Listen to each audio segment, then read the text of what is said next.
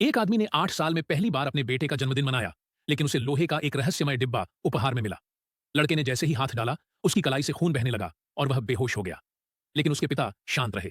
उन्होंने कहा कि यह चूड़ी पहनने के बाद यह कभी नीचे नहीं आएगा और भविष्य में बहुत काम आएगा। यह कहकर वह घर छोड़कर चले गए और फिर कभी वापस नहीं आए।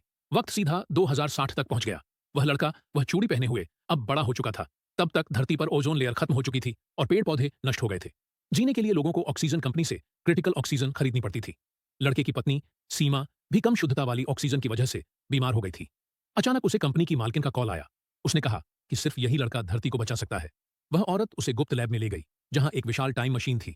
वैज्ञानिक ने बताया कि उन्हें 400 साल आगे से एक संदेश मिला है, जिसमें लड़के का नाम लिखा था। इसका मतलब है कि भविष्य में ऑक्सीजन का समाधान मिल चुका है और इसलिए लड़के को भविष्य में भेजना होगा। मशीन सिर्फ एक तरफ की यात्रा कर सकती थी। लड़का डर गया, लेकिन औरत ने कहा कि अगर वह हाँ करता है तो उसकी पत्नी की बीमारी हमेशा के लिए ठीक हो जाएगी। लड़के ने अगले दिन अपनी पत्नी को बचाने का फैसला किया। औरत ने सीमा के इलाज का वादा किया और लड़के को स्पेस सूट पहनाकर टाइम मशीन में डाल दिया। लैंडिंग गलत हुई और वह बेहोश हो गया। जब उसने आंख खोली तो उसका स्पेस सूट जला हुआ था। चारों तरफ घने हरे पेड़ पौधे थे, जिंदगी के निशान थे। अचानक उसे एक पुरानी लैब मिली और उसके दरवाजे पर एक खोपड़ी थी, जिस पर गोली का निशान था।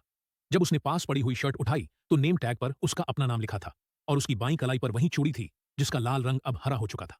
लड़का बेहोश हो गया। यह उसका ही भविष्य का रूप था, जो मर चुका था। उसने मोबाइल उठाया और रिकॉर्डिंग चालू की। दो लोगों के बीच लड़ाई हो रही थी और एक भीख मांग रहा था। अचानक गोली चलने की आवाज आई और रिकॉर्डिंग खत्म हो गई। लड़का डर गया और जंगल में तलाश शुरू कर दी। उसे उल्टी आने लगी और फिर अचानक आसमान में एक रोशनी चमकी। अगले ही पल उसकी छाती में इंजेक्शन लगा। जब उसने आंख खोली तो उसका दोस्त मुंह